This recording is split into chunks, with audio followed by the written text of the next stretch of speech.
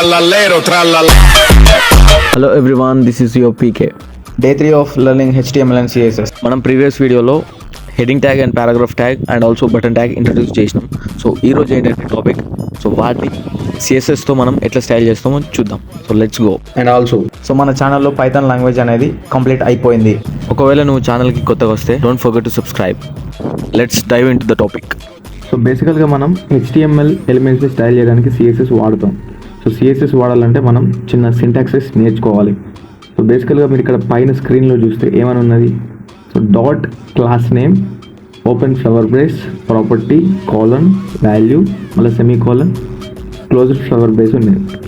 So అది ఎందుకు use అంటే మనం CSSలో ఏవైతే స్టైల్స్ ఇస్తామో దాన్ని ఇంప్లిమెంట్ చేయడానికి HTML ట్యాగ్స్కి ఇంప్లిమెంట్ చేయడానికి మనం ఈ సింటాక్సెస్ అనేవి వాడతాం.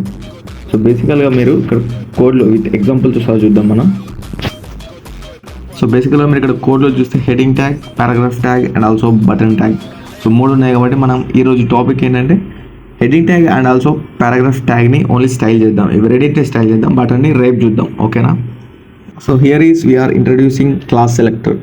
సో మీరు క్లాస్ సెలెక్టర్ని ఎట్లా వాడాలంటే, సో హెడింగ్ ట్యాగ్ ఉందా, H1 అని స్పేస్ పెట్టేసి class equal to double quotes మధ్యలో హెడింగ్ హైఫన్ ఎలిమెంట్ అని పెట్టాలి.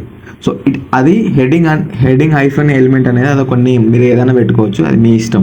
సో మనం CSSలోకి వెళ్తే, సో ఇక్కడ CSSలో ఏం పెట్టాలి, ఫస్ట్ డాట్, మీరు చూస్తున్నారు కదా 6th లైన్లో డాట్ హెడింగ్ హైఫన్ ఎలిమెంట్ అని పెట్టి ఓపెన్ ఫ్లవర్ బ్రేస్ పెట్టి, so colour, font family, font wait, font size అవి పెట్టేసి మళ్ళీ ఫ్లవర్ బ్రేస్ అనేది క్లోజ్ చేయాలి.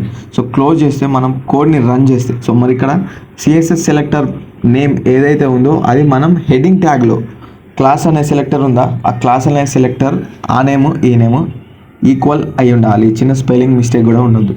సో ఉండకుండా మనం రన్ చేస్తే, కోడ్ని రన్ చేస్తే మీరు అవుట్పుట్ అనేది ఇక్కడ మనం కలర్స్ ఏవైతే ఇచ్చినామో, ఫాంట్స్ ఏవైతే ఇచ్చినామో, ఫాంట్ వెయిట్ ఏదైతే ఇచ్చినామో అవి మొత్తం మనకి ఇక్కడ అవుట్పుట్ కింద ఇంప్లిమెంట్ అవుతాయి.